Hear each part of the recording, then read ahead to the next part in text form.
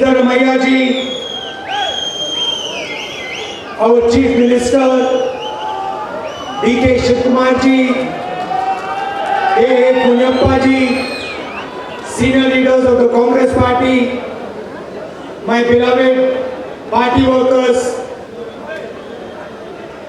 friends from the media, brothers and sisters, I'd like to welcome all of you here today.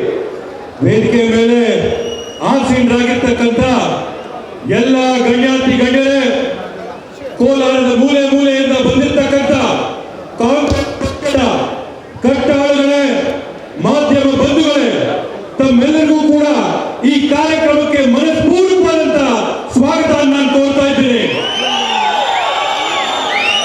I still remember when I was a little boy, I came here with my grandmother to the Kolar goldfields.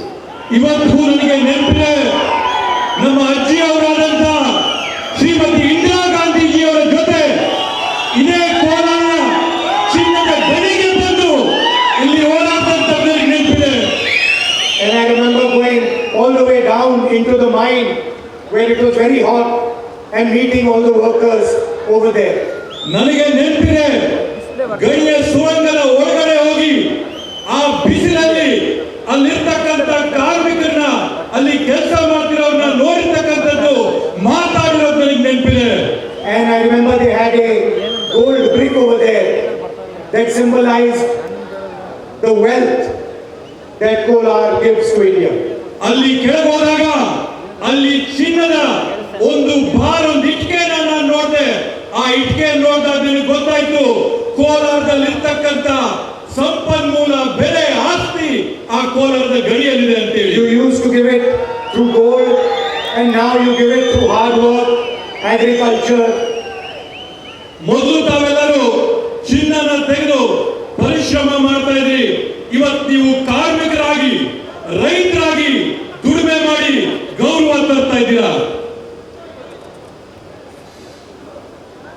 I learned a lot about politics from my grandmother. ನಾನು ರಾಜಕಾರಣದ ಬಗ್ಗೆ ಕಲ್ತಿರೋದು ಗುರುಗಳು ಯಾರಾದ್ರೂ ಇದ್ರೆ ಅದ್ ನಮ್ಮ ಅಜ್ಜಿಯವರಾದಂತ Indira ಗಾಂಧೀಜಿಯವರಂತೆ. And I did not even understand when I was small that she was teaching me many things about politics. ನಾನು ಸಣ್ಣ ಹುಡುಗನಾಗಿದ್ದಾಗ ನನಗೆ ಆ ಕ್ಷಣದಲ್ಲಿ ತಿಳುವಳಿಕೆ ಆಗಿಲ್ಲ. ನಮ್ಮ ಅಜ್ಜಿ ನುಡಿದಂತ ಪ್ರತಿಯೊಂದು ಪದ ಕೂಡ ನನಗೆ ರಾಜಕಾರಣಕ್ಕೆ ತಯಾರು ಮಾಡಿಕೊಡ್ತಾ ಇದ್ದಾರೆ ಅಂತ ಹೇಳಿ. Many people, they think politics is very complicated. ಸುಮಾರು ಜನ ಏನ್ ಅನ್ಕೊಂಡಿದ್ದಾರೆ ಅಂದ್ರೆ ರಾಜಕಾರಣ ತುಂಬಾ ಕಷ್ಟದ ಕೆಲಸ, ಚದುರಂಗದ ಆಟ ಅನ್ಕೊಂಡಿದ್ದಾರೆ. They think you have to make all sorts of calculations, you have to plan, you have to think about many different things. ಜನ ಏನ್ ಅನ್ಕೊಂಡಿದ್ದಾರೆ ಅಂದ್ರೆ ರಾಜಕಾರಣ ಮಾಡ್ಬೇಕಂತಂದ್ರೆ ಸಾಕಷ್ಟು ಲೆಕ್ಕಾಚಾರಗಳನ್ನ ಹಾಕ್ಬೇಕು, ಸಾಕಷ್ಟು ಪ್ಲಾನ್ಗಳನ್ನ ಹಾಕ್ಬೇಕು, ಬೇರೆ ಬೇರೆ ರೀತಿಯಲ್ಲಿ ಆಲೋಚನೆ ಮಾಡಬೇಕು ಅಂತ ಅನ್ಕೊಂಡಿದ್ದಾರೆ. But this was not Indira Gandhiji's way of doing politics. ಆದ್ರೆ ಇದು ನಮ್ಮ ಅಜ್ಜಿಯವರಾದಂತ ಇಂದಿರಾ ಗಾಂಧೀಜಿಯವರು ಈ ರೀತಿಯಾದಂತ ರಾಜಕಾರಣ ಮಾಡಲಿಲ್ಲ. In all her lessons that she taught me, every single lesson, there was actually only one lesson.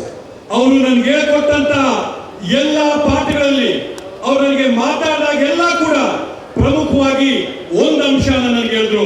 And with that one lesson, you can understand everything you want to understand about politics. ಆ ಒಂದು ಪಾಠದಿಂದ, ಆ ಒಂದು ಮಾತಿನ ರಾಜಕಾರಣದ ಬಗ್ಗೆ ಪೂರ್ತಿ ನಾವು ಅರ್ಥ ಮಾಡ್ಕೋಬಹುದು. She said once to me, Rahul, the leader only has one job. ಅವರು ನನಗೆ ಒಂದು ಮಾತು ಹೇಳಿದ್ರು, ರಾಹುಲ್, ನಾಯಕನಂತಂದ್ರೆ ನಾಯಕನಿಗಿರ್ತಕ್ಕಂಥದ್ದು ಒಂದೇ ಕೆಲಸ, and one technique, ಮತ್ತೆ ಒಂದು ತರದ ಪದ್ಧತಿ. all the leader has to do is search carefully for unfairness. ಒಬ್ಬ ನಾಯಕ ಏನ್ ಮಾಡ್ಬೇಕಂದ್ರೆ ಹುಡುಕಿ ಸಮಾಜದಲ್ಲಿರ್ತಕ್ಕಂಥ ತಾರತಮ್ಯಗಳನ್ನ ಗುರುತಿಸಂತ ಲಕ್ಷಣ ನಾಯಕ. And where one sees unfairness, without any fear, without backing down, one must challenge that unfairness. ಒಬ್ಬ ನಾಯಕನಿಗೆ ಸಮಾಜದಲ್ಲಿ ತಾರತಮ್ಯ ಕಾಣಿಸಿದಾಗ ಹೆಜ್ಜೆ ಹಿಂದೆ ಇಡದೆ ಎದೆ ಗುಂದದೆ ಆ ಒಂದು ತಾರತಮ್ಯನ ನಿರ್ಮೂಲ ಮಾಡೋ ಕೆಲಸನ ನಾಯಕರು ಮಾಡಬೇಕಾಗ್ತದೆ. In every single lesson she ever taught me, this was the crux. ಅವರು ನನಗೆ ಹೇಳಿಕೊಟ್ಟಂತ ಹಲವಾರು ಪಾಠಗಳಲ್ಲಿ ಇದೇ ಅತ್ಯಂತ ಪ್ರಮುಖವಾದಂತ ಪಾಠ. If you challenge unfairness, you will get hurt, you will get abused, you will get attacked. ನೀವು ಈ ತಾರತಮ್ಯಗಳನ್ನ ಪ್ರಶ್ನೆ ಮಾಡಿದಂತ ಸಂದರ್ಭದಲ್ಲಿ ಸಮಾಜದಲ್ಲಿರ್ತಕ್ಕಂಥ ಒಳಗನ್ನ ಪ್ರಶ್ನೆ ಮಾಡಿದಾಗ ನಿಮ್ಮ ಮೇಲೆ ಹಲ್ಲೆ ಆಗುತ್ತೆ, ನಿಮ್ಮನ್ನು ಪ್ರಶ್ನೆ ಮಾಡ್ತಾರೆ, ನಿಮ್ಮನ್ನು ಹೀಯಾಳಿಸ್ತಾರೆ. The more abuse you are getting, the more attacks that are coming on you, the better you are doing your job. ನಿಮ್ಮ ಮೇಲೆ ಎಷ್ಟು ಹಲ್ಲೆ ಆಗುತ್ತೆ, ನಿಮ್ಮನ್ನ ಜನ ಎಷ್ಟು ಹೀಯಾಳಿಸ್ತಾರೆ, ಎಷ್ಟು ಅವಮಾನ ಮಾಡ್ತಾರೆ, ಅಷ್ಟೇ ಒಳ್ಳೆ ಕೆಲಸ ನೀವು ಮಾಡ್ತಾ ಇದ್ರಂತ ಅದು ಸೂಚನೆ ಇದೆ. And your only duty is never to get scared, never to back down. ನಿಮ್ಮ ಒಂದೇ ಕರ್ತವ್ಯ ಎಂದಿಗೂ ಕೂಡ ಭಯ ಪಡಬಾರ್ದು, ಎಂದಿಗೂ ಕೂಡ ಒಂದು ಹೆಜ್ಜೆ ಹಿಂದಕ್ಕಿಡಬಾರ್ದು ಅಂತ ಒಂದು ಮಾತು. This is the only real lesson in politics and in life also. ಇದು ರಾಜಕಾರಣದಲ್ಲಿ ಆಗಿರ್ಬೋದು, ಸರ್ವೇ ಸಾಮಾನ್ಯ ಬದುಕಿನಲ್ಲಾಗಿರ್ಬೋದು, ನಾವು ಪ್ರತಿದಿನ ಅಳವಡಿಸ್ಕೋಬೇಕಾದ್ದು ಇದು ಒಂದು ಪಾಠ ಮಾತ್ರ. And if you look at India today, you will find that the government in Delhi is the master of spreading unfairness. ಇವತ್ತು ನೀವು ಒಂದು ಮಾತನ್ನ ಸೂಕ್ಷ್ಮವಾಗಿ ಗಮನಿಸಿದ್ರೆ, ಈ ದೇಶದಲ್ಲಿ ದೆಹಲಿಯಲ್ಲಿ ಕೇಂದ್ರದಲ್ಲಿರ್ತಕ್ಕಂಥ ಸರ್ಕಾರ ಏನಿದೆ, ಈ ತಾರತಮ್ಯಗಳನ್ನ ಅನ್ಯಾಯನ ಹಳಿಸ್ನಲ್ಲಿ ನಂಬರ್ 1 ಇದೆ. I will give you some examples. ನಾನು ನಿಮಗೆ ಕೆಲವೊಂದು ಉದಾಹರಣೆ ಕೊಡ್ತೀನಿ. The richest men in this country, 25 rich men, billionaires. The Prime Minister has forgiven 16 lakh crore rupees in bank loans to these people.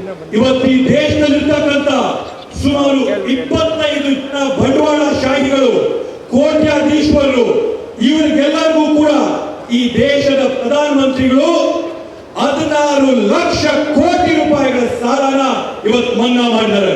The common citizen immediately, when he hears such a number, he asks, how big is this number? What does this number actually mean? ಒಬ್ಬ ಸಾಮಾನ್ಯ ಪ್ರಜೆಗೆ ಇಂಥ ಒಂದು ದೊಡ್ಡ ಸಂಖ್ಯೆ ಕೇಳಿದಾಗ ಅವನ ಮನಸ್ಸಲ್ಲಿ ಸಹಜವಾಗಿ ಒಂದು ಪ್ರಶ್ನೆ ಬರ್ತದೆ, 16 ಲಕ್ಷ ಕೋಟಿ ಅಂದ್ರೆ ಏನು, ಇದು ಯಾವ್ದು ಆಗುತ್ತೆ ಅಂತೇಳಿ. And the answer is very simple. The Prime Minister gave 22 people the amount of money that is required to run Manrega in India for 24 years. ಇದಕ್ಕಿರ್ತಕ್ಕಂಥ ಉತ್ತರ ಸರಳವಾದಂತ ಉತ್ತರ. ಪ್ರಧಾನಮಂತ್ರಿಗಳು ಕೇವಲ 22 ಜನಕ್ಕೆ 16 ಲಕ್ಷ ಕೋಟಿಗಳು ಕೊಟ್ಟು ನರೇಗಾ ಯೋಜನೆ ಅಡಿಯಲ್ಲಿ 25 ವರ್ಷ ನಾವೇನೇನು ಕಾಮಗಾರಿಗಳನ್ನ ಮಾಡಬಹುದು ಅದು 22 ಜನಕ್ಕೆ ಮಾತ್ರ ಕೊಟ್ಟಿದ್ದಾರೆ. You remember that when we were in power in Delhi, we did a farm loan waiver and we forgave the bank loans of India's farmers. ತಮಗೆ ನೆನಪಿರಬಹುದು, ಕೇಂದ್ರದಲ್ಲಿ ನಮ್ಮ ಕಾಂಗ್ರೆಸ್ ಸರ್ಕಾರ ಇದ್ದಂತ ಸಂದರ್ಭದಲ್ಲಿ ರೈತರ ಸಾಲಗಳನ್ನ ಮನ್ನಾ ಮಾಡಿದಂತ ಸರ್ಕಾರ ನಮ್ಮ ಕಾಂಗ್ರೆಸ್ ಸರ್ಕಾರ ಅಂತ. There are crores and crores of farmers in India. ಈ ದೇಶದಲ್ಲಿ ಕೋಟ್ಯಾಂತರ ರೈತರು ಇವತ್ತು ಬದುಕು ಮಾಡ್ತಾ ಇದ್ದಾರೆ. Now, if we started today and we forgave the farmers' bank loans for the next 24 years, it would still not amount to the money that Narendra Modi has given 25 business people. ನಾವು ಇವತ್ತು ಈ ತಕ್ಷಣ ಪ್ರಾರಂಭ ಮಾಡಿ ರೈತರ ಸಾಲಗಳನ್ನೆಲ್ಲ ಕೂಡ ಮನ್ನಾ ಮಾಡಿದ್ರೆ ಮುಂದೆ ಬರಂತ 24 ವರ್ಷ ನಾವೇನ್ ಸಾಲ ಮನ್ನಾ ಮಾಡ್ತೀವೋ ಅದಕ್ಕಿಂತ ಜಾಸ್ತಿ ಸಾಲ ಮನ್ನಾ ನರೇಂದ್ರ ಮೋದಿ ಅವರು ಅವ್ರ ಸ್ನೇಹಿತರಿಗೆ 22 ಜನಕ್ಕೆ ಸಾಲ ಮನ್ನಾ. What you have done for 22 people is an insult to every single farmer in India. ನೀವು ನಿಮ್ಮ 22 ಸ್ನೇಹಿತರಿಗೆ ಮಾಡಿರ್ತಕ್ಕಂಥ ಒಂದು ಸಹಾಯ ಈ ದೇಶದಲ್ಲಿರ್ತಕ್ಕಂಥ ಪ್ರತಿಯೊಬ್ಬ ರೈತರಿಗೂ ಕೂಡ ನೀವು ಮಾಡಿರ್ತಕ್ಕಂಥ ಅನ್ಯಾಯ ಅವಮಾನ ಅಂತ ಈ ಸಂದರ್ಭದಲ್ಲಿ It is a crime against every farmer's family.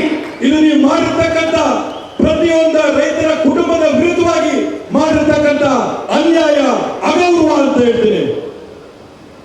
And you say nothing when the farmers ask you for the same exact thing. ರೈತರು ನಿಮ್ಮನ್ನ ಸಾಲ ಮನ್ನಾ ಮಾಡೋದಕ್ಕೆ ಮನವಿ ಮಾಡಿದಾಗ ನಿಮ್ ಬಾಯಿಂದ ಕನಿಷ್ಠ ಒಂದು ಪದ ಒಂದು ಶಬ್ದ ಕೂಡ ಹೊರಗೆ ಬರಲಿಲ್ಲ. The situation in India today is that 22 people have the same amount of money as 70 crore people. ಇವತ್ತು ಭಾರತ ದೇಶದ ಪರಿಸ್ಥಿತಿ ಯಾವ ತರ ಇದೆ ಅಂತಂದ್ರೆ 22 ಬಂಡವಾಳ ಶಾಹಿಗಳ ಹತ್ರ ಎಷ್ಟು ಆಸ್ತಿ ಇದೆಯೋ ಈ ದೇಶದಲ್ಲಿರ್ತಕ್ಕಂಥ ಉಳಿದ 70 ಕೋಟಿ ಜನರ ಹತ್ರ ಅಷ್ಟು ಆಸ್ತಿ ಇದೆ. Please look at the front row of this stage. There are approximately 22 people sitting in the front row of this stage. ಇವತ್ತು ಈ ವೇದಿಕೆಯನ್ನು ನೀವು ಗಮನಿಸಿ, ಈ ವೇದಿಕೆ ಮೇಲೆ ಅಂದಾಜ್ ಮೇಲೆ 27 ಜನ ಮುಂದೆ ಕೂತಿದ್ದಾರೆ. In India, 22 people, just the number of people sitting on this stage, own as much as half of India's population. ವಿಶೇಷವಾಗಿ ಗಮನಿಸಿ, ಈ ವೇದಿಕೆಯಲ್ಲಿರತಕ್ಕಂಥ ಎಷ್ಟು ಜನ ಇರ್ಬೋದು, ಒಂದು 22 ಜನ ಈ ದೇಶದಲ್ಲಿರ್ತಕ್ಕಂಥ 70 ಕೋಟಿ ಪ್ರಜೆಗಳ ಆಸ್ತಿ 22 ಜನರ ಹತ್ರ ಮಾತ್ರ ಇದೆ. They have unlimited money, unlimited resources. They can dream any dream they want, and the rest of India just watches them. ಅವರ ಹತ್ರ ಬೇಕಾದಷ್ಟು ಕಾಸು ಹಣ ಇದೆ, ಕನಸಿದಷ್ಟು ಅವರ ಹತ್ರ ಸಂಪನ್ಮೂಲವಿದೆ, ಆಸ್ತಿ ಅಂತಸ್ತು ಐಶ್ವರ್ಯ ಇದೆ. ಅವರು ಏನ ಕನಸಲ್ಲಿ ಊಹೆ ಮಾಡ್ತಾರೋ ಅದನ್ನೆಲ್ಲವನ್ನು ಕೂಡ ಪಡ್ಕೊಳ್ಳುವಂತ ಶಕ್ತಿ ಇದೆ. ನೀವು ಪ್ರಜೆಗಳು ಅದನ್ನು ಕೂತಿ ನೋಡಿ. Wherever Mr. Adani wants money, doesn't matter how poor the family is, doesn't matter if they are starving. If Mr. Adani wants that land, Mr. Narendra Modi can get him that land. ಇವತ್ತು ಪರಿಸ್ಥಿತಿ ಯಾವ ತರ ಆಗಿದೆ ಅಂತಂದ್ರೆ, ಅದಾನಿ ಅವ್ರಿಗೆ ಯಾವ ರೈತನ ಭೂಮಿ ಬೇಕೋ ಆ ರೈತನ ಸಂಕಷ್ಟದಲ್ಲಿರ್ಲಿ, ಹೊಟ್ಟೆ ಹಸ್ಕೊಂಡಿರ್ಲಿ, ಕಾಸಿಲ್ಲದೆ ಇರಲಿ, ನರೇಂದ್ರ ಮೋದಿ ಆ ಭೂಮಿನ ಕಿತ್ತು ಅದಾನಿ ಅಂಬಾನಿ ಕೈ ಕೊಡ್ತಾರೆ. He wants Mumbai airport, the owner will get a CBI case and soon will hand the airport to Adani. Adani ಅವ್ರಿಗೆ ಮುಂಬೈಯಲ್ಲಿರ್ತಕ್ಕಂಥ ಏರ್ಪೋರ್ಟ್ ಬೇಕು ಅಂತ ಅವ್ರು ಆಸೆ ಪಟ್ರೆ ನರೇಂದ್ರ ಮೋದಿ ಅವರು ಅವ್ರ ಹತ್ರ ಇರ್ತಕ್ಕಂಥ ಇಡಿನ, ಐಟಿನ, ಸಿಬಿಐನ ಅವ್ರ ಮೇಲೆ ಬಿಟ್ಟು ಆ ಏರ್ಪೋರ್ಟ್ ನ ಅದಾನಿ ಕೈ ಕೊಡ್ತಾರೆ. He wants the storage facility of our farmers, he will get the storage facilities of our farmers. ಮತ್ತು ಅವ್ರಿಗೆ ರೈತರ ಗೋದಾಮುಗಳು ಬೇಕಂತಂದ್ರೆ, ನಾವು ಶೇಖರಣೆ ಮಾಡಿರ್ತಕ್ಕಂಥ ಬೆಳೆಗಳು ಬೇಕಂತಂದ್ರೆ ನರೇಂದ್ರ ಮೋದಿ ಅದಾನಿಗೆ ಅದನ್ನ ಕೊಡ್ತಾರೆ. Wherever you look, these 22 people have access. ನೀವೆಲ್ಲಾದ್ರೂ ನೋಡ್ರಿ, ಏನ ಗಮನಿಸ್ರಿ, ಈ 22 ಜನ ಏನನ್ ಬೇಕಾದ್ರೂ ಸರ್ವವ್ಯಾಪಿಯಾಗಿ ಎಲ್ಲವನ್ನೂ ಕೂಡ ಪಡ್ಕೋತಾರೆ. If you look at India's population, 15% of India is from the Dalit community. ಇವತ್ತು ನೀವು ಭಾರತದ ಜನಸಂಖ್ಯೆನ ಗಮನಿಸಿದ್ರೆ 15% ಜನ ಇವತ್ತು ದಲಿತ ಸಮುದಾಯಕ್ಕೆ ಸೇರಿದವರಾಗಿರ್ತಾರೆ. 8% of India is from the tribal community. 8% ಜನ ಪರಿಶಿಷ್ಟ ಪಂಗಡಗಳಿಗೆ ಸೇರಿದ ಸಮುದಾಯಕ್ಕೆ ಇದ್ದಾರೆ. Approximately 50% of India is from the backward community. ಈ ದೇಶದ ಸುಮಾರು 50% ಜನ ಹಿಂದುಳಿದ ವರ್ಗಗಳಿಗೆ ಸೇರಿದಂತವರಾಗಿರ್ತಾರೆ. 15% of India is from the minorities. ಈ ದೇಶದಲ್ಲಿ 15% ಜನ ಅಲ್ಪಸಂಖ್ಯಾತರ ಸಮುದಾಯಕ್ಕೆ ಸೇರಿದಂತವರಾಗಿರ್ತಾರೆ. And approximately 5% are poor general caste people. ಅಂದಾಜು ಮೇಲೆ ಇದ್ರ ಜೊತೆಗೆ ಒಂದು 5% ಜನ ಬಡತನದ ರೇಖೆಯ ಕೆಳಗಿರ್ತಕ್ಕಂಥವ್ರಿಗೆ If you add these numbers, they come to more than 90% of our population. ನೀವು ಈ ಅಂಕಿಅಂಶಗಳನ್ನ ಸಂಖ್ಯೆಗಳನ್ನ ಎಲ್ಲ ಕೂಡ ಕೂಡಿದ್ರೆ ಸುಮಾರು 90% ನಮ್ಮ ದೇಶದ ಒಂದು ಜನಸಂಖ್ಯೆ ಬರುತ್ತೆ. But if you look at all of India's institutions, ಆದ್ರೆ ನೀವು ದೇಶದ ಎಲ್ಲ ಸಂಸ್ಥೆಗಳನ್ನ ಗಮನಿಸಿದ್ರೆ, Yeah? If you look at all our institutions, you will not find any trace of these communities. ಆದ್ರೆ ನೀವು ಈ ದೇಶದ ಎಲ್ಲ ಸಂಸ್ಥೆಗಳನ್ನ ನೋಡಿದ್ರೆ ಈ ಸಮುದಾಯಗಳ ಸುಳಿವು ಕೂಡ ನಿಮ್ಗೆಲ್ಲೂ ಸಿಗಲಿಲ್ಲ. There are thousands and thousands of anchors in India. Anchors, media anchors. ಈ ದೇಶದಲ್ಲಿ ಸಾವಿರಾರು ಸಂಖ್ಯೆಯಲ್ಲಿ ಮಾಧ್ಯಮದ ನಮ್ಮ ಮಿತ್ರರಿದ್ದಾರೆ. There are media companies, the largest media companies in the land. ಈ ದೇಶದಲ್ಲಿ ಮಾಧ್ಯಮ ಕಂಪನಿಗಳಿವೆ, ವಿಶಾಲವಾದಂತ ದೊಡ್ಡ ದೊಡ್ಡ ಮಾಧ್ಯಮಗಳಿದ್ದಾರೆ. I took out a list of owners of media companies and of the top anchors in India. ಈ ಒಂದು ಮಾಧ್ಯಮಗಳ ನಂಬರ್ 1 ಅಲ್ಲಿರ್ತಕ್ಕಂಥ ಕಂಪನಿಗಳ ಪಟ್ಟಿನ ನಾನು ತೆಗೆದಿದ್ದೀನಿ. ಅಲ್ಲಿರ್ತಕ್ಕಂಥ ಆಂಕರ್ಗಳ ಹೆಸರನ್ನ ನಾನು ತೆಗೆದಿದ್ದೀನಿ. They create public opinion. ಒಂದು ಸಾರ್ವಜನಿಕರನ್ನ ನೀವು ಕೇಳಿ, ಅವರು ಸಾರ್ವಜನಿಕರಲ್ಲಿ ಅಭಿಪ್ರಾಯನ ಮೂಡಿಸ್ತಾರೆ. But I was surprised because they never speak about unemployment, they never speak about price rise, they never speak about fairness. So I checked who are the owners and who are the media personalities. ಇವತ್ತು ನನಗೊಂದು ಆಶ್ಚರ್ಯ ಆಗ್ತದೆ, ಮಾಧ್ಯಮಗಳನ್ನ ನಾವು ನೋಡಿದ್ರೆ ಬೆಲೆ ಏರಿಕೆ ಬಗ್ಗೆ ಯಾರು ಮಾತಾಡ್ತಾ ಇಲ್ಲ, ಅನ್ಯಾಯದ ಬಗ್ಗೆ ಯಾರು ಮಾತಾಡ್ತಾ ಇಲ್ಲ, ನಿರುದ್ಯೋಗದ ಬಗ್ಗೆ ಯಾರು ಮಾತಾಡ್ತಾ ಇಲ್ಲ. ಇದು ಯಾಕೆ ಆಗ್ತಾ ಇದೆ ಅಂತ ನಾನು ತೆಗೆದು ನೋಡಿದಂತ ಸಂದರ್ಭದಲ್ಲಿ, And to my utter shock and amazement, I did not find one backward class person. I did not find one Dalit. I did not find one tribal.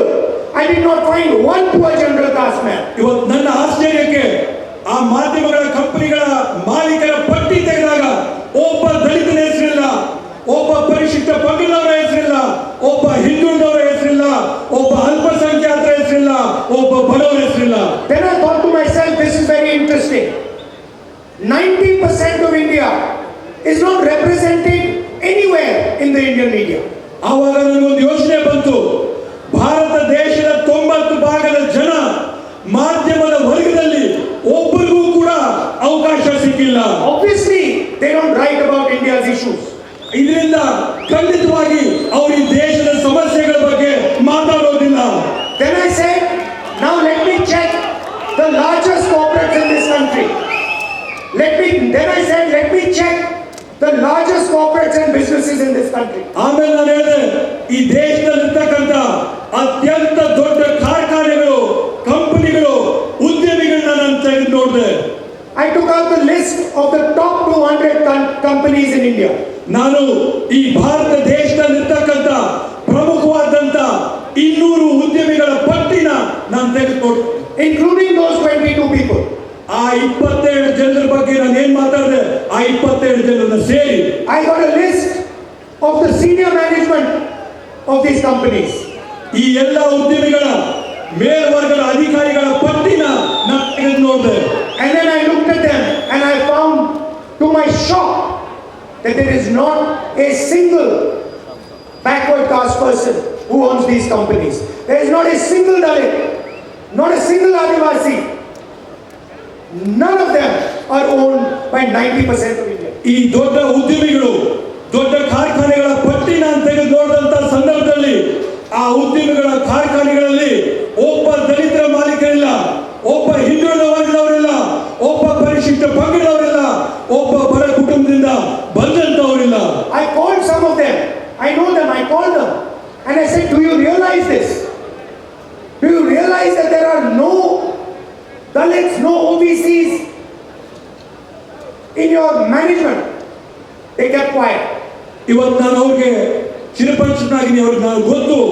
ಅವ್ರಿಗೆ ನಾನು ದೂರವಾಣಿಯಲ್ಲಿ ಕರೆ ಮಾಡಿ ಅವ್ರನ್ನ ನಾನು ಪ್ರಶ್ನೆ ಮಾಡಿದೆ, ನಿಮಗೆ ಗೊತ್ತಿದೆಯಾ ನಿಮ್ಮ ಉದ್ಯಮಿಗಳಲ್ಲಿ, ನಿಮ್ಮ ಕಂಪನಿಗಳಲ್ಲಿ ಮೇಲ್ವರ್ಗದ ಹುದ್ದೆಗಳಲ್ಲಿ ಯಾರು ದಲಿತರಿಲ್ಲ, ಹಿಂದುಳಿದ ವರ್ಗಗಳವ್ರು ಯಾರು ಇಲ್ಲ, ಪರಿಶಿಷ್ಟ ಪಂಗಡದವ್ರು ಯಾರು ಇಲ್ಲ, ಭಟ್ರು ಯಾರು ಇಲ್ಲ ಅಂತ ನಾನು ಅವ್ರನ್ನ ಪ್ರಶ್ನೆ ಮಾಡಿದೆ. So 90% of India is not represented in corporate India. ಇವತ್ತು ಲೆಕ್ಕ ಹಾಕಿದ್ರೆ 90% ಭಾರತೀಯರು ನಾವು ಯಾರಿದ್ದೀವಿ, ಈ 200 ಕಾರ್ಖಾನೆಗಳಲ್ಲಿ ನಮ್ಮ ಯಾವುದೇ ಒಂದು ಪ್ರತಿನಿಧಿ ಕೂಡ ಅಲ್ಲಿಲ್ಲ. Then I thought to myself, okay, maybe 90% of India is represented in government. ಆವಾಗ ನಾನು ಆಲೋಚನೆ ಮಾಡಿದೆ, ಬಹುಶಃ 90 ಭಾಗ ಭಾರತೀಯರು ನಾವೇನಿವಿ ಸರ್ಕಾರದಲ್ಲಾದ್ರೂ ನಮ್ಗೊಂದು ಅವಕಾಶ ಭಾಗಿತ್ವ ಇರುತ್ತೆ So ಅನ್ಕೊಂಡೆ. I got the list of the 90 most important bureaucrats in the country. The people who run the government of India. IAS officers who decide every single rupee that is spent in the budget.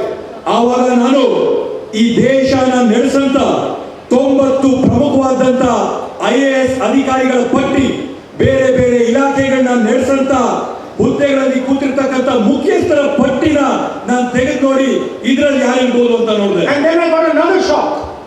ಆವಾಗ ನನಗೆ ಮತ್ತೊಮ್ಮೆ ಆಶ್ಚರ್ಯ ಆಯಿತು. OBCs are 50% of India. ಹಿಂದುಳಿದ ವರ್ಗದವರು ಈ ದೇಶದಲ್ಲಿ 50 ಭಾಗ ಇದ್ದೀವಿ.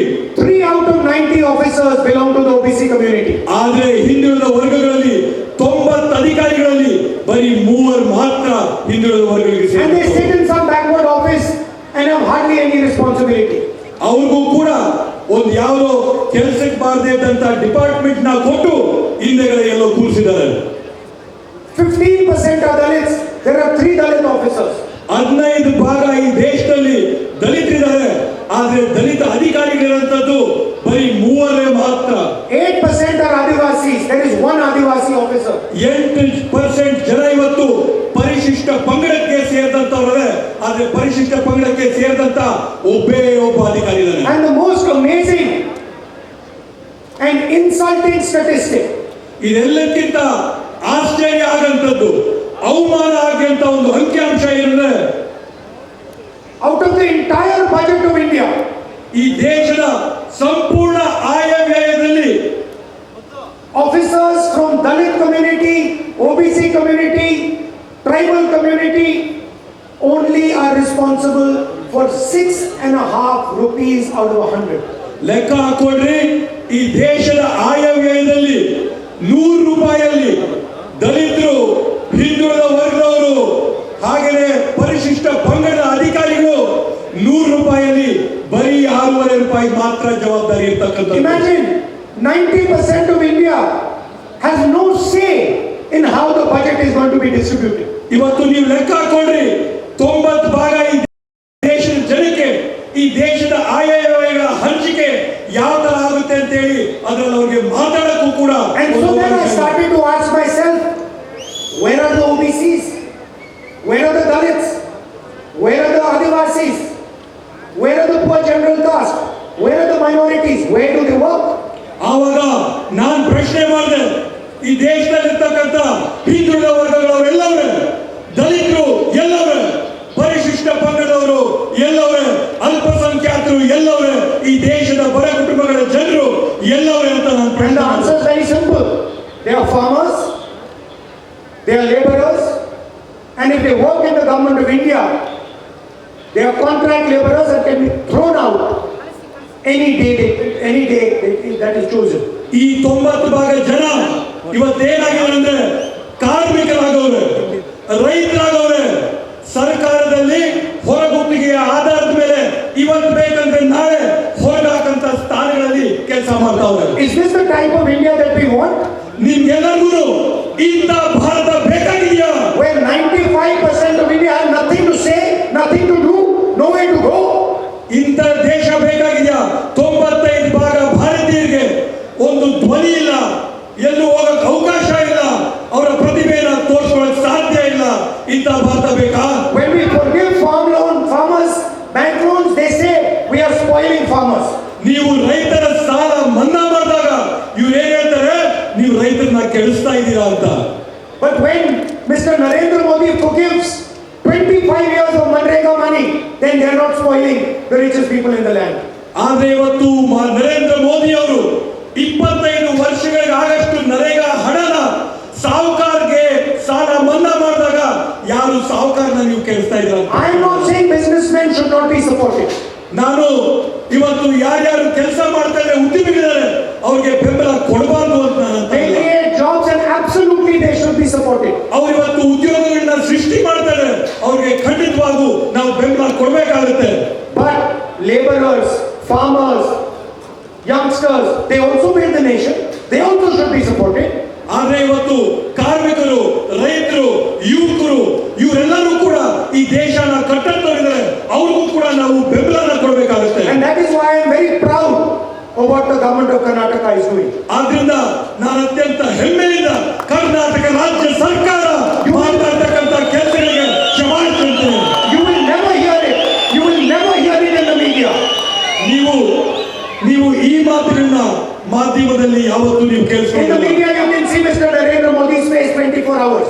ನಿಮಗೆ ಮಾಧ್ಯಮಗಳಲ್ಲಿ ನರೇಂದ್ರ ಮೋದಿ ಅವರ ಮುಖನ 24 ಗಂಟೆ ತೋರಿಸ್ತಾ ಇರ್ತಾರೆ. You can see Bollywood stars, you can see cricketers, but you will never see a poor farmer. ಇವತ್ತು ನೀವು ಮಾಧ್ಯಮಗಳಲ್ಲಿ ಚಿತ್ರಗಳ ನಟಗಳನ್ನ ನೋಡ್ತೀರಾ, IPL ಅಲ್ಲಿ ಆಡಂತ ಕ್ರಿಕೆಟರ್ನ ನೋಡ್ತೀರಾ, ಆದ್ರೆ ಬಡ ರೈತನ್ನ ನೀವೆಲ್ಲೂ ಕೂಡ ನೋಡಲ್ಲ. That is why when the government of Karnataka gives 2,000 rupees a month to over 1 crore women, it makes me feel really happy. ಆದ್ರಿಂದ ಇವತ್ತು ಕರ್ನಾಟಕ ರಾಜ್ಯ ಸರ್ಕಾರದಿಂದ ಮಹಿಳೆಯರಿಗೆ 1 ಕೋಟಿ ಮಹಿಳೆಯರಿಗೆ 2,000 ರೂಪಾಯಿ ಕೊಟ್ಟಾಗ ಅತ್ಯಂತ ಸಂತೋಷ ನನಗಾಗುತ್ತೆ. When we give 200 units of power to 1.6 crore households, we help the poorest people in our land. ನಾವು ಈ ರಾಜ್ಯದ 1,60,00,000 ಜನಕ್ಕೆ ಉಚಿತವಾಗಿ ವಿದ್ಯುತ್ ಕೊಟ್ಟಾಗ ಈ ರಾಜ್ಯದ ಜನಕ್ಕೆ ನಾವು ಸಹಾಯ ಮಾಡಿದಂಗಾಗುತ್ತೆ. When we give 10 kgs of rice to 1.18 crore families, we build this nation. ನಾವು ಈ ರಾಜ್ಯದ 1,18,00,000 ಕುಟುಂಬಗಳಿಗೆ ಉಚಿತವಾಗಿ 10 kg ಅಕ್ಕಿ ಕೊಟ್ಟಾಗ ಈ ದೇಶನ ಕಟ್ಟಂತ ಕೆಲಸ ನಮ್ಮ ಪಕ್ಷ ಮಾಡ್ತೇವೆ. How can people who are hungry build the nation? ಈ ದೇಶನ ಹೊಟ್ಟೆ ಹಸಿರ್ತಕ್ಕಂಥ ಜನ ಈ ದೇಶನ ಕಟ್ಟಕ್ಕೆ ಸಾಧ್ಯನಾ? When we give free bus tickets to our sisters and mothers in Karnataka, when we give 3,000 rupees a month to our unemployed graduates, we are doing fairness. We are creating fairness in India. ಇವತ್ತು ನಾವು ನಮ್ಮ ತಾಯಂದ್ರಿಗೆ, ಅಕ್ಕ ತಂಗಿಯಂದ್ರಿಗೆ ಶಕ್ತಿ ಯೋಜನೆ ಅಡಿಯಲ್ಲಿ ಬಸ್ಗಳಲ್ಲಿ ಪ್ರಯಾಣ ಮಾಡಕ್ಕೆ ಅವಕಾಶ ಮಾಡಿಕೊಟ್ಟಾಗ, ನಮ್ಮ ಯುವಕರಿಗೆ ಯುವನಿಧಿ ಅಡಿಯಲ್ಲಿ 3,000 ರೂಪಾಯಿ ಕೊಟ್ಟಾಗ ನಾವು ಸಮಾಜದಲ್ಲಿ ನ್ಯಾಯ ಕೊಡುವಂತ ಕೆಲಸನ ಇವತ್ತು ನಾವು ಮಾಡ್ತಾ ಇದೀವಿ. And that is why we are committed to 5 guarantees when we win the election in Delhi. ಆದ್ರಿಂದ ನಾವು ಈ ಬಾರಿ ಕೇಂದ್ರದಲ್ಲಿ ಕಾಂಗ್ರೆಸ್ ಸರ್ಕಾರ ಅಧಿಕಾರಕ್ಕೆ ಬಂದಾಗ ನಾವು ಕೇಂದ್ರದಿಂದ ನಿಮ್ಗೆ 5 ಗ್ಯಾರಂಟಿ ಕೊಡ್ತೀವಿ. Because we cannot allow the type of unfairness that is taking place in India. ಯಾಕಂತಂದ್ರೆ ಇವತ್ತು ಈ ದೇಶದಲ್ಲಿರ್ತಕ್ಕಂಥ ತಾರತಮ್ಯ ಅನ್ಯಾಯಗಳನ್ನ ನಾವು ಈ ದೇಶದಲ್ಲಿ ಇರಕ್ಕೆ ಬಿಡಕ್ಕೆ ಸಾಧ್ಯವಿಲ್ಲ. This is an insult to every single Indian mother and father ಇದು ಈ ದೇಶದ ಪ್ರತಿಯೊಬ್ಬ ತಂದೆ ತಾಯಿಗೆ ಮಾಡಿದಂತ ಅವಮಾನ ಅಂತ ನಾವು who give their entire life for this country. ಈ ದೇಶಕ್ಕಾಗಿ ತಮ್ಮ ಜೀವನಗಳನ್ನ ಪ್ರಾಣಗಳನ್ನ ತ್ಯಾಗ So ಮಾಡಿದಂತವ್ರಿಗಾಗಿ for farmers, we are going to give them a guaranteed legal minimum support price for their product. ನಾವು ಪ್ರತಿಯೊಬ್ಬ ರೈತರಿಗೆ ಒಂದು ನ್ಯಾಯಯುತವಾದಂತ ಕನಿಷ್ಠ ಬೆಂಬಲ ಬೆಲೆನ ಕೊಡ್ತೀವಿ ಅಂತ ಘೋಷಣೆ ಮಾಡ್ತಾ ಇದ್ದೀವಿ. And we are going to forgive the bank loans of our farmers. ಮತ್ತೆ ವಿಶೇಷವಾಗಿ ರೈತರ ಎಲ್ಲ ಸಾಲಗಳನ್ನ ಮನ್ನಾ ಮಾಡ್ತೀವಿ ಅಂತ ಹೇಳ್ತಾರೆ. ಈ ಸಂದರ್ಭದಲ್ಲಿ Karnataka government gives 24,000 rupees a year, 2,000 rupees a month to its women. Karnataka ರಾಜ್ಯ ಸರ್ಕಾರ ರಾಜ್ಯದಲ್ಲಿರ್ತಕ್ಕಂಥ ತಾಯಂದ್ರಿಗೆ ವರ್ಷಕ್ಕೆ 24,000 ರೂಪಾಯಿ, ತಿಂಗಳಿಗೆ 2,000 ರೂಪಾಯಿ ತಾಯಂದ್ರಿಗೆ ಕೊಡೋ ಕೆಲಸ Mr. ಮಾಡ್ತಾರೆ. Modi, please listen to this carefully. Narendra Modi ಅವರೇ ದಯವಿಟ್ಟು ಇದನ್ನ ತಾವು ಕೇಳಿಸ್ಕೊಳ್ಳಿ. We are going to give 1 lakh rupees every year to India's poorest women. ನಾವು ಪ್ರತಿ ವರ್ಷ 1,00,000 ರೂಪಾಯಿಗಳನ್ನ ಈ ದೇಶದ ಅತ್ಯಂತ ಬಡ ಮಹಿಳೆಯರಿಗೆ ಕೊಡುವಂತ ಕೆಲಸ ನಾವು ಮಾಡ್ತೀವಿ. If you can give millions and millions and millions of rupees to Mr. Adani, we can give millions and millions of rupees to India's poor women. ನೀವು ಕೋಟಿ ಕೋಟಿ ಕೋಟಿ ರೂಪಾಯಿಗಳನ್ನ ಅದಾನಿ ಅಂಬಾನಿಗೆ ಕೊಡಕ್ಕೆ ಸಾಧ್ಯ ಇದ್ರೆ ನಾವು ಕಾಂಗ್ರೆಸ್ ಪಕ್ಷದಿಂದ ಕೋಟಿ ಕೋಟಿ ರೂಪಾಯಿಗಳನ್ನ ಈ ದೇಶದ ಬಡ ಮಹಿಳೆಯರಿಗೆ ನಾವು ಕೊಡ್ತೀವಿ ಅಂತ ಹೇಳ್ತೀವಿ. One woman in every single poor family is going to get 8,500 rupees a month, 1 lakh rupees a year directly in her bank account. ಈ ದೇಶದಲ್ಲಿರ್ತಕ್ಕಂಥ ಪ್ರತಿ ಬಡ ಕುಟುಂಬದ ಮಹಿಳೆ ತಿಂಗಳಿಗೆ 8,500 ರೂಪಾಯಿ, ವರ್ಷಕ್ಕೆ 1,00,000 ರೂಪಾಯಿ ನೇರವಾಗಿ ಅವರ ಖಾತೆಗಳಿಗೆ ಹಾಕಂತ ಕೆಲಸ ನಮ್ಮ ಸರ್ಕಾರ ಮಾಡ್ತಾರೆ. And we are going to do a caste census and a financial survey at the national level. ನಾವು ನಿಮ್ಗೊಂದು ಆಶ್ವಾಸನೆ ಕೊಡ್ತೀವಿ. ದೇಶಾದ್ಯಂತ ನಾವೊಂದು ಜಾತಿ ಗಣತಿ ಮತ್ತೆ ಒಂದು ಆರ್ಥಿಕ ಗಣತಿನ ಮಾಡಿ ತೋರಿಸ್ತೀವಿ ಅಂತ ಹೇಳ್ತಾ So that ಇದ್ದೀವಿ. every Dalit, every tribal, every backward, every poor general caste man, every minority knows how many of them there are in this country. ಇವತ್ತು ಈ ದೇಶದಲ್ಲಿರ್ತಕ್ಕಂಥ ಪ್ರತಿಯೊಬ್ಬ ದಲಿತರು, ಪ್ರತಿಯೊಬ್ಬ ಪರಿಶಿಷ್ಟ ಪಂಗಡದವರು ಸೇರಿದಂತವರು, ಹಿಂದುಳಿದ ವರ್ಗದವರು, ಬಡವರು ಎಲ್ಲರಿಗೂ ಕೂಡ ನಮ್ಮ ಸಂಖ್ಯೆ ಎಷ್ಟಿದೆ, ಸಂಖ್ಯೆ ಬಲ ಏನಿದೆ ಅಂತ ಹೇಳಿ ಪ್ರತಿಯೊಬ್ಬರಿಗೂ We are going ಗೊತ್ತಾಗಬೇಕಾಗಿದೆ. to do an X-ray of India and place it in front of the people of India. ನಾವು ಈ ದೇಶದ ಎಕ್ಸ್ರೇನ ತೆಗೆದು ನಿಮ್ಮ ಮುಂದೆ ಇಟ್ಟು ತೋರಿಸ್ತೀವಿ ನಾವು. This is what you have, and this is what India has. ಇದು ನಿಮ್ಮ ಸಂಖ್ಯೆ ಬಲ, ಇದು ಈ ದೇಶದಲ್ಲಿರ್ತಕ್ಕಂಥ ಬಲ ಅಂತ ನಾವು This is going to be ತೋರಿಸ್ತೀವಿ. a revolutionary step in Indian politics. ಇದು ಭಾರತ ದೇಶದ ರಾಜಕಾರಣದಲ್ಲಿ ಒಂದು ಕ್ರಾಂತಿಕಾರಿಯಾದಂತ ಹೆಜ್ಜೆ ನಾವು ಇಡ್ತಾ ಇದ್ದೀವಿ. And every time I mention the caste census, Narendra Modi goes quiet. ನಾನು ಯಾವಾಗ ಜಾತಿ ಗಣತಿ ಬಗ್ಗೆ ಮಾತಾಡ್ತೀನಿ, ಆ ಪ್ರತಿಯೊಂದು ಸಂದರ್ಭದಲ್ಲಿ ಕೂಡ Narendra Modi ಮಾತಿಲ್ಲದೆ ಮೌನರಾಗ್ತಾರೆ. Narendra Modi should tell the nation whether he is for caste census or against the caste census. Narendra Modi ಅವರು ಈ ದೇಶದ ಪ್ರಜೆಗಳಿಗೆ ಒಂದು ಉತ್ತರ ಕೊಡಬೇಕು. ನೀವು ಜಾತಿ ಗಣತಿಯ ಪರ ಇದ್ದೀರಾ, ಜಾತಿ ಗಣತಿಯ ವಿರುದ್ಧವಾಗಿದ್ದೀರಾ, ಒಂದು ಉತ್ತರ ಕೊಡಬೇಕು. The only way to give rights to poor people, to tribals, to Dalits, to OBCs, to poor general caste people is a caste census. ಇವತ್ತು ಈ ದೇಶದಲ್ಲಿ ದಲಿತರಿಗೆ, ಅಲ್ಪಸಂಖ್ಯಾತರಿಗೆ, ಪರಿಶಿಷ್ಟ ಪಂಗಡದವ್ರಿಗೆ, ಹಿಂದುಳಿದವ್ರಿಗೆ ಅವರ ಹಕ್ಕುಗಳನ್ನ ನಾವು ಕೊಡಬೇಕು ಅಂತಂದ್ರೆ ಇವತ್ತು ಜಾತಿ ಗಣತಿ ಮಾಡಿದ್ರೆ ಮಾತ್ರ ಸಾಧ್ಯ ಅಂತ ಈ And we are committed to it in Karnataka and at the national level. ಇವತ್ತು ನಾನು ನಿಮಗೆ ಆಶ್ವಾಸನೆ ಕೊಡ್ತಾ ಇದ್ದೀನಿ, ಕರ್ನಾಟಕದಲ್ಲಿ ಕೂಡ ಇದನ್ನ ಮಾಡ್ತೀವಿ, ರಾಷ್ಟ್ರದಲ್ಲಿ ಕೂಡ ಇದನ್ನ ಮಾಡ್ತೀವಿ ಅಂತ Finally, ಹೇಳ್ತೀನಿ. Narendra Modi has destroyed the employment system in India. ಇವತ್ತು ಕಡೆಯಲ್ಲಿ ನಾನು ಮಾತು ಹೇಳ್ತೀನಿ, ನರೇಂದ್ರ ಮೋದಿಜಿ ಅವರು ಈ ದೇಶದಲ್ಲಿರ್ತಕ್ಕಂಥ ಉದ್ಯೋಗಗಳ ವ್ಯವಸ್ಥೆನ ಹಾಳು ಮಾಡಿಕ್ಕಿದ್ದಾರೆ. Mr. Adani's son can get a job wherever he wants.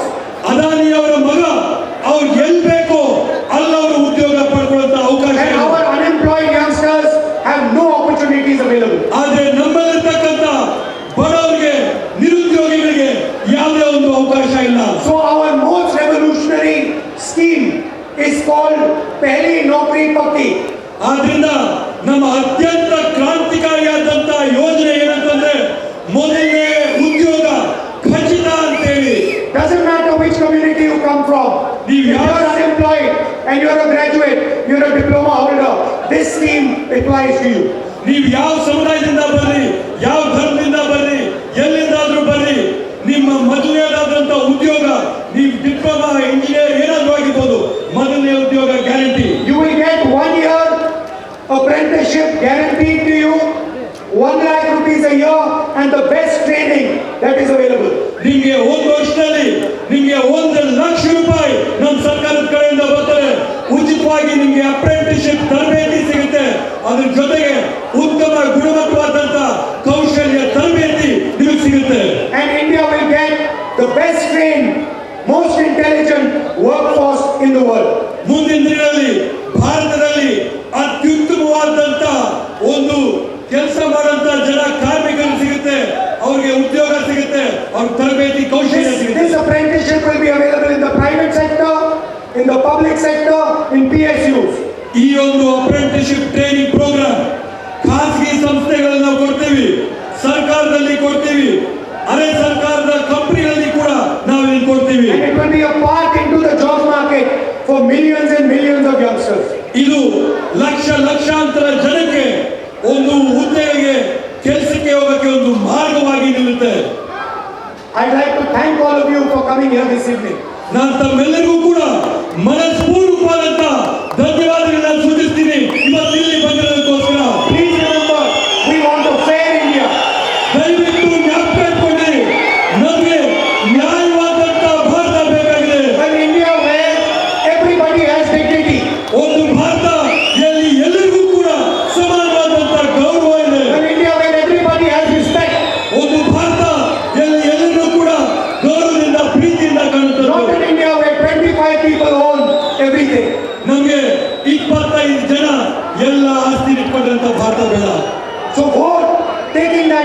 come. ದಯವಿಟ್ಟು ಈ ಬಾರಿ ನೀವು ಮತ